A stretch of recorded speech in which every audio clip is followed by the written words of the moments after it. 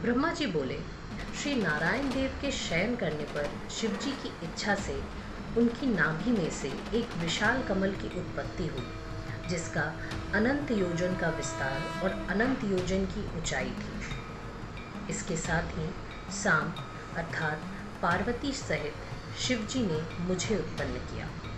इस प्रकार मैं हिरण्यगर्भ उस कमल से प्रकट हुआ। मैंने उस कमल के अतिरिक्त और कुछ भी नहीं देखा।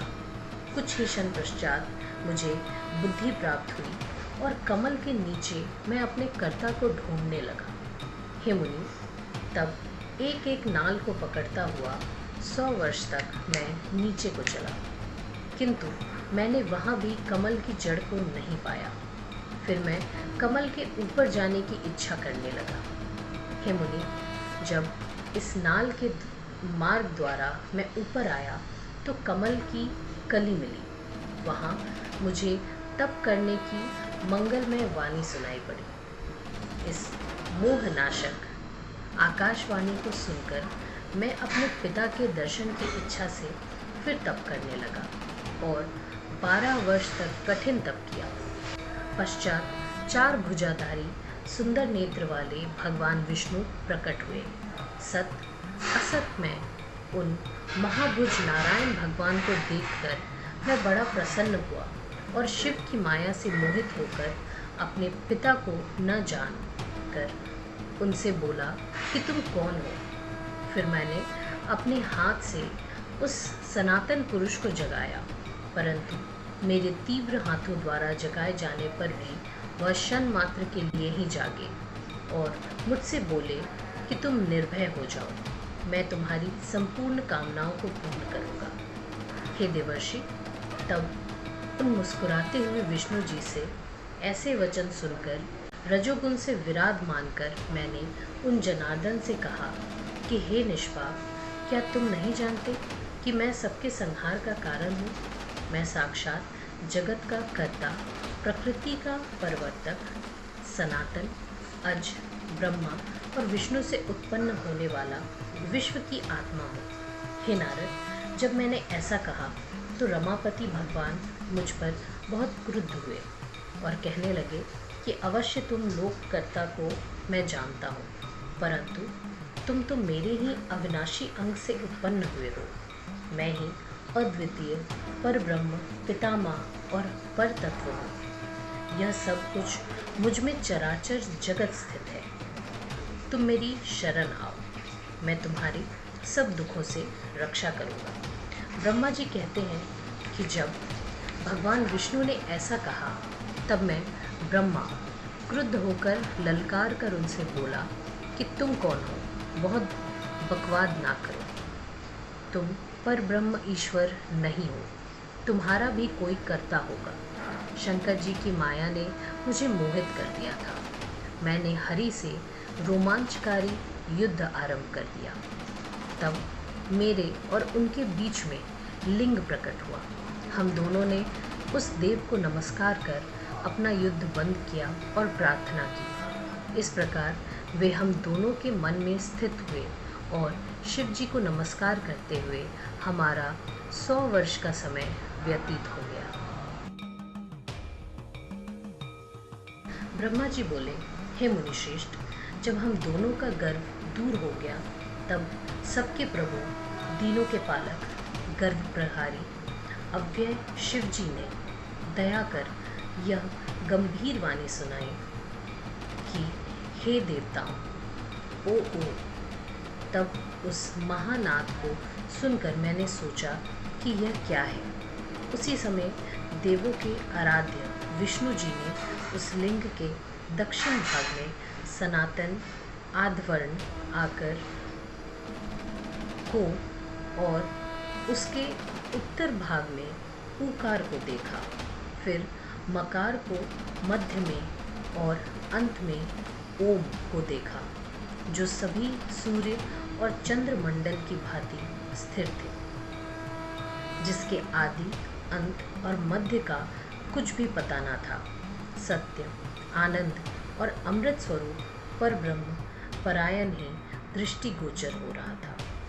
हम उस वेद शब्द से उभय वेश वाले विश्वात्मा का विचार कर ही रहे थे कि उसी समय वहाँ एक परम ऋषि का आविर्भाव हो गया। विष्णु जी ने उस ऋषि से पूछ समझकर एक दूसरे ब्रह्म शरीरी शिव जी का ज्ञान प्राप्त किया, जो कि अचिंतनीय, वाणी से अप्राप्त, मन का गम्य नहीं और केवल एक अक्षर ओंकार से ही जाना जा सकता है।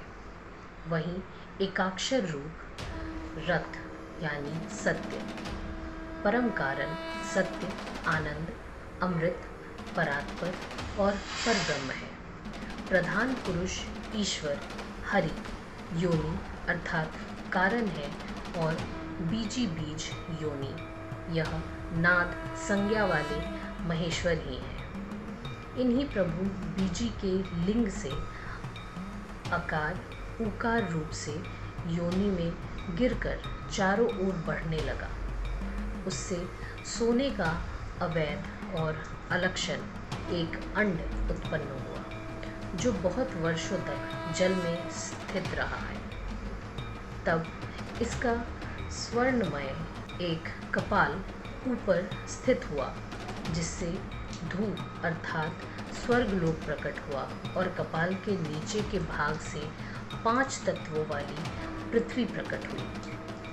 फिर उस अंड से मकार नामक 4 भुजा वाला भव अर्थात शंकर प्रकट हुए, जो सब लोगों के रचयिता और वहीं 3 रूपधारी प्रभु हुए।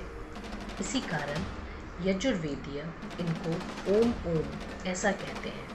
तब सबने उत्पन्न मंत्रों से इन महोदय महेश्वर महादेव की स्तुति करना आरंभ किया।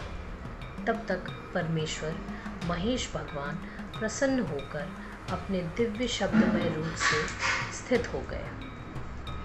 उन अगुण गुणात्मा का शब्दमय रूप देखकर मैं भी बहुत प्रसन्न हुआ।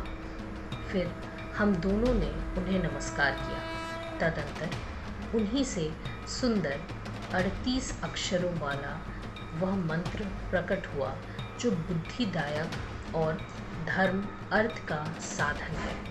उसे गायत्री कहते हैं। यह गायत्री चारों कालों में उत्तम और प्रश्चित ओम नमः शिवाय 8 कलाओं से युक्त है, जिससे अभिचार अर्थात मारन आदि कर्म होते हैं और जिसकी उत्पत्ति श्वेत और शांतिदायक तथा संहार का भी कारण है। सब में अक्षरों की भिन्न भिन्न न्यूनाधिक कर्म संख्या होती है, जिसमें ओम जू संग अथवा त्र्यंबक यजामहे इत्यादि कहा जाता है। इसके साथ ही पंचाक्षर मंत्र है, जिसमें केवल नमः शिवाय मंत्र और शम्यो चिंतामणि मंत्र और दक्षिण मूर्ति मंत्र उत्पन्न हुआ। पश्चात शिव का महावाक्य तत्वमसि नामक मंत्र हुआ और इन 5 मंत्रों को विष्णु जी ने ग्रहण कर जपना आरंभ किया। फिर ऋक यजु साम सहित मैंने और विष्णु ने उन वरदायक शाम्ब शिव ईश्वर की प्रसन्न चित्त से स्तुति करना आरंभ किया।